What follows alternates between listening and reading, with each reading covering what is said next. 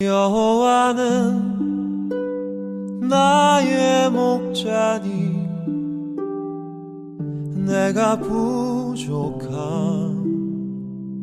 없으리로다. 할렐루야, 반갑습니다. 오늘도 변함없이 매일 예배에 나오신 모든 분들을 환영하고 축복합니다. 다 같이 사도신경으로 신앙 고백하시겠습니다.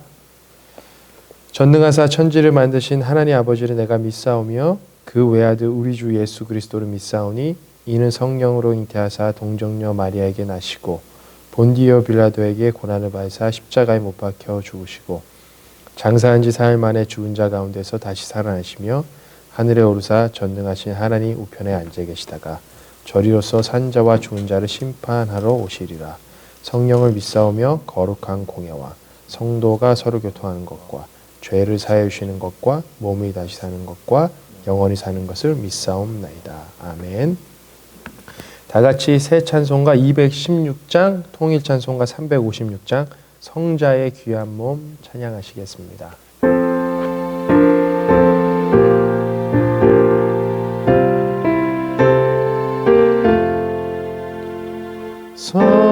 성자의 귀한 몸 나 위하여 버리신 그 사랑 고마워라. 내 머리 주 앞에 좋아려 하는 날 나누어 주님께 바치리까. 지금도 날 위해 간구하신 이 옅은 믿음이 하옵나니 주님의 참사랑 고맙고 놀라와 찬송과 기도를 쉬지 않네. 주님의 십자가 나도 지고 진실한 믿음과 마음으로 형제의 사랑과 친절한 위로를 네게나 베푸게 하옵소서. 만 가지 은혜를 받았으니 내 평생 슬프나 즐거우나 이 몸을 온전히 주님께 맞춰서 주님만 위하여 늘 살겠네.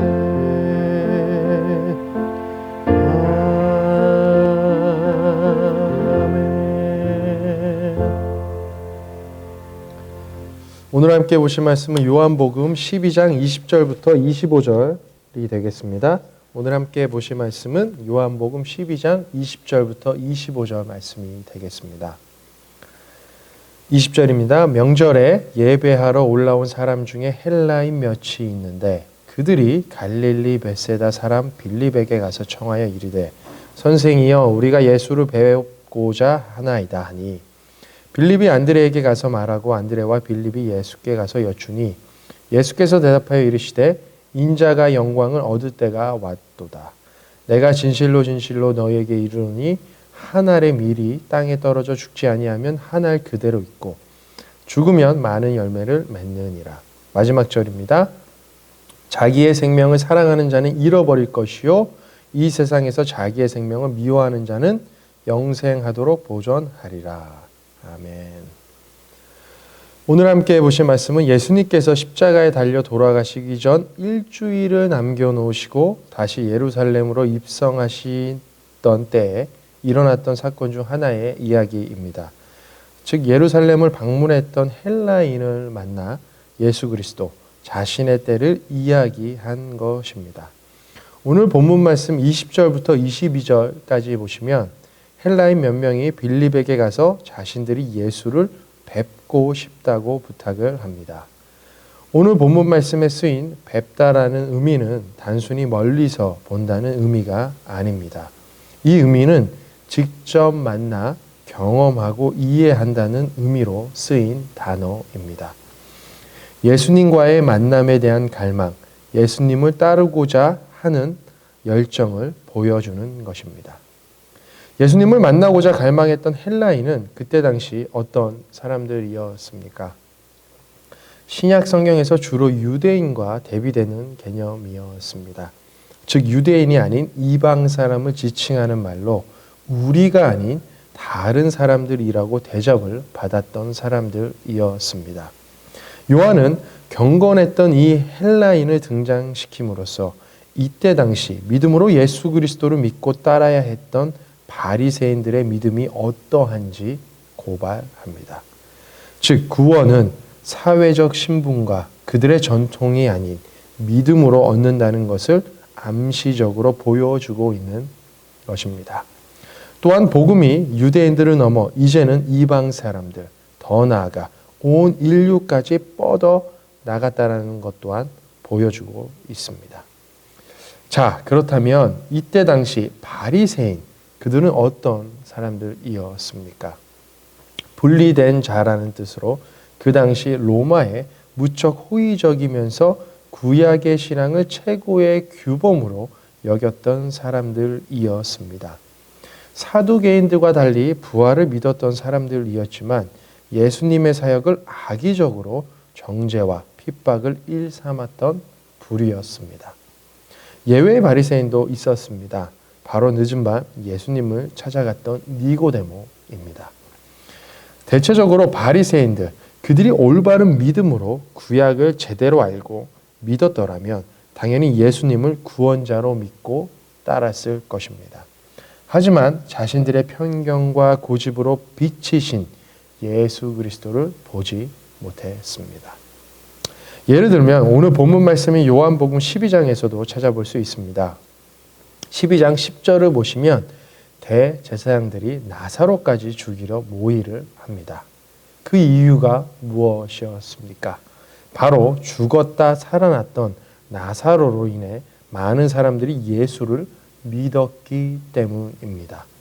너무 많은 군중들이 예수 그리스도를 따르니 기득권 싸움에서 밀리고 싶지 않았던 이 종교 지도자들은 그 원인이 되었던 나사로까지 죽이려고 한 것입니다. 그리고 나서 19절을 보시면 바리새인들이 한탄하면서 이렇게 고백을 합니다. 이제 다 틀렸어. 보시오. 온 세상이 예수 그리스도를 따라갔소. 라고 말합니다. 바리새인들, 예수님을 증오했던 사람들이었습니다.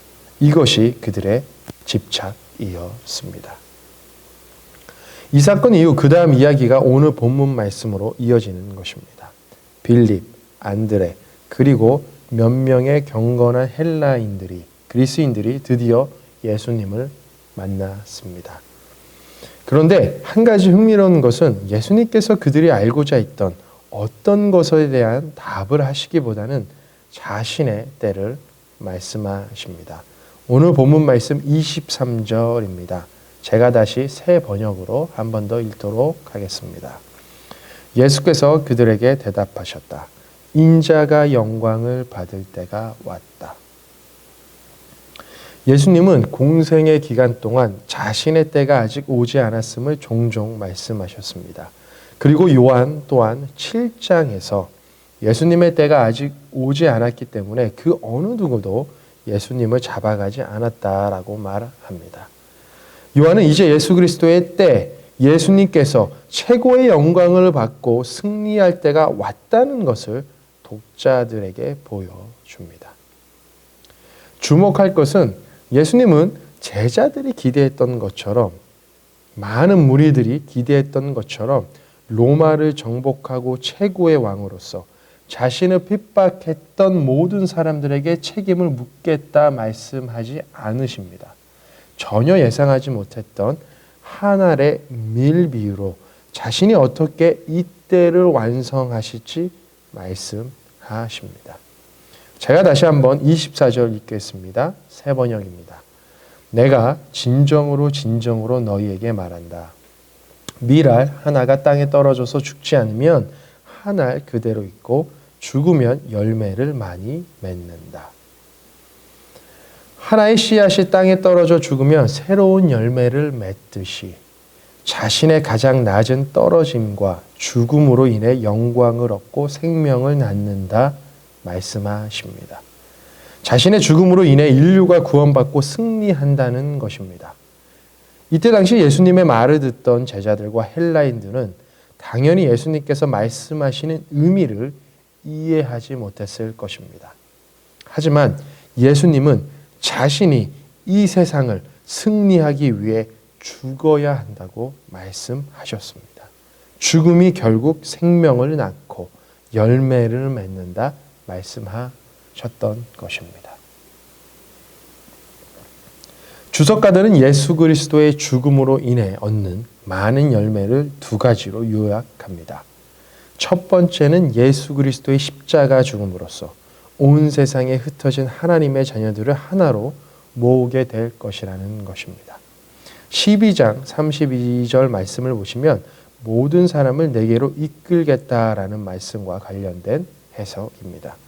두 번째는 예수 안에서 새 생명을 얻은 그리스도인들이 그분의 삶을 본받아 세상을 변화시키는 새로운 변화를 이야기합니다.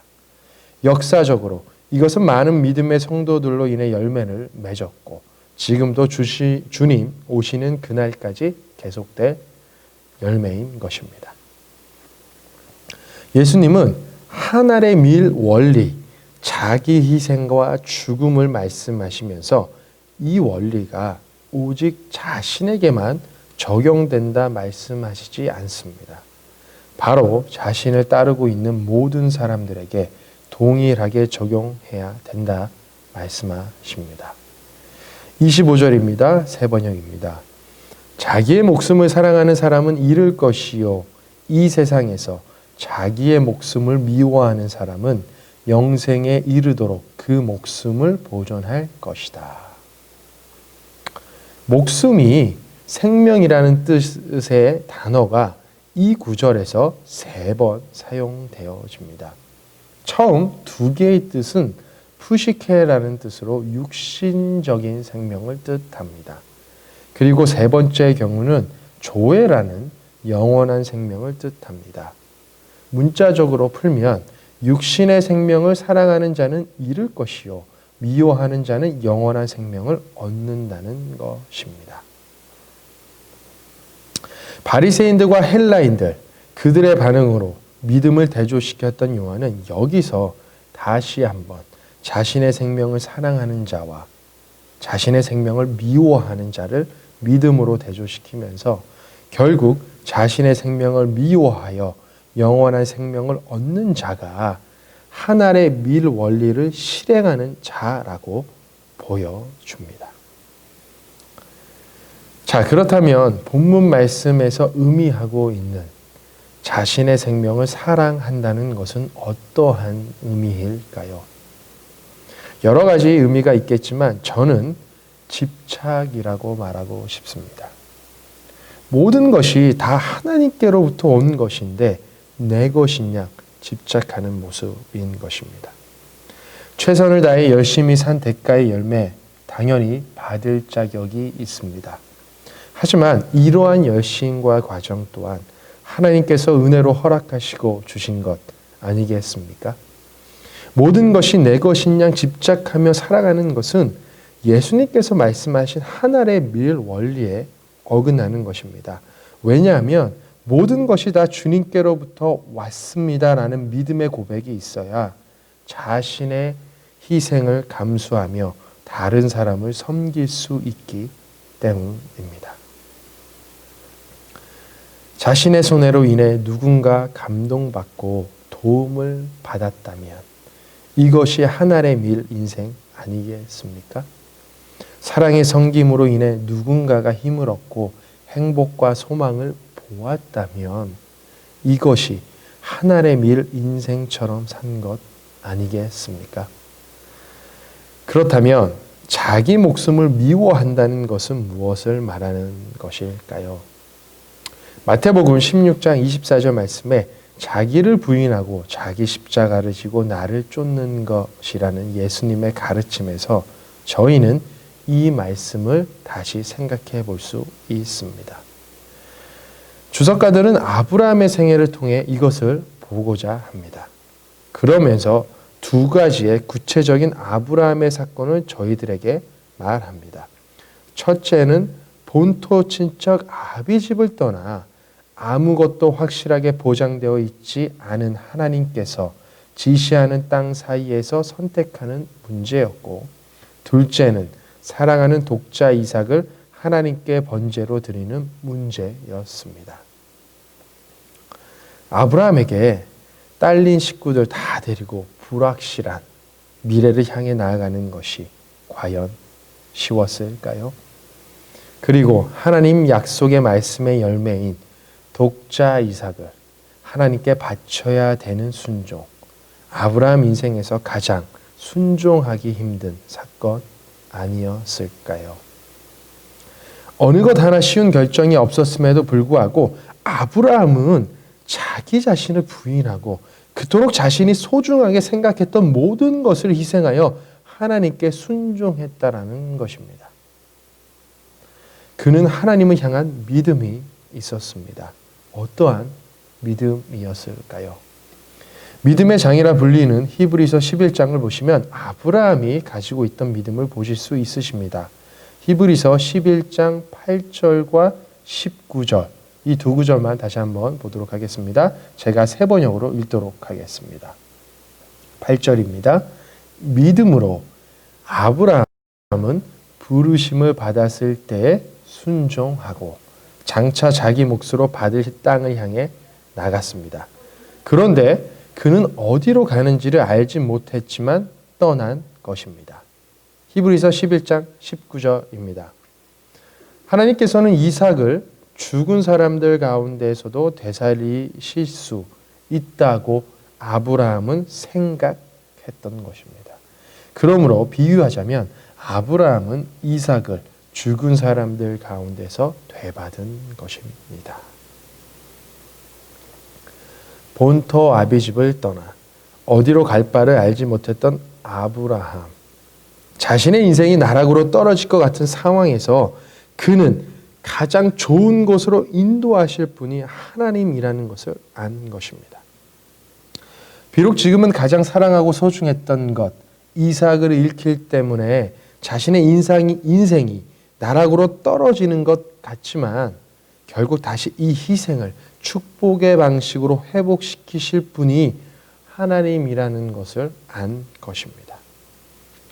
아브라함은 그저 하나님을 멀리 보고 믿었던 사람이 아니었습니다. 그는 하나님을 직접 만나고 경험하고 이해했던 믿음의 조상이었습니다. 아브라함은 자신의 인생의 주인이 하나님이시고 모든 것이 다 하나님께로부터 온 것임을 믿었던 믿음의 사람이었습니다.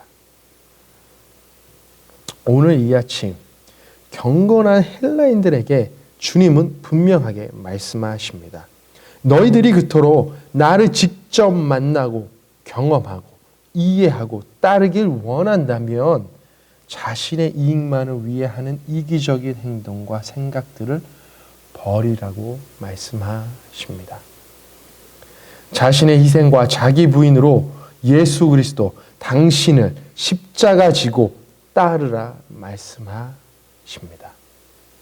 그리고 동일하게 오늘 이 아침 저희에게도 말씀하십니다. 사랑하는 오클랜드 성도 여러분, 예수 그리스도를 믿고 따르는 삶은 자기 자신을 부인하는 것입니다. 자신의 이익만을 쫓지 않는 삶을 추구하는 것입니다. 자신의 권리를 지키기 위해 남을 무시하고 공격하는 것이 아닙니다. 예수님처럼 자신을 희생하며 남을 사랑하고 섬기며 이해하는 것입니다. 이러한 순종은 하늘의 밀 원리에서 보여주고 있는 떨어짐을 요구합니다. 저희는 예수님처럼 살기 위해 때론 자존심을 내려놓아야 하고 각자의 성격과 고집을 내려놓아야 합니다. 가장 포기하고 싶지 않은 영역에서 떨어지는 경험을 해야 합니다. 그리고 이것은 또한 하늘의 밀 원리에서 보여주고 있는 자기 희생을 요구합니다. 예수님처럼 살기 위해 때론 저희는 저희 자신을 희생시켜야 합니다. 쉽지 않습니다. 지금같이 탐욕과 집착이 넘쳐나는, 욕심이 넘쳐나는 시대에 더욱 쉽지 않습니다. 양육강식의 논리에서 예수님처럼 사는 것은 바보 같은 모습일 수 있습니다.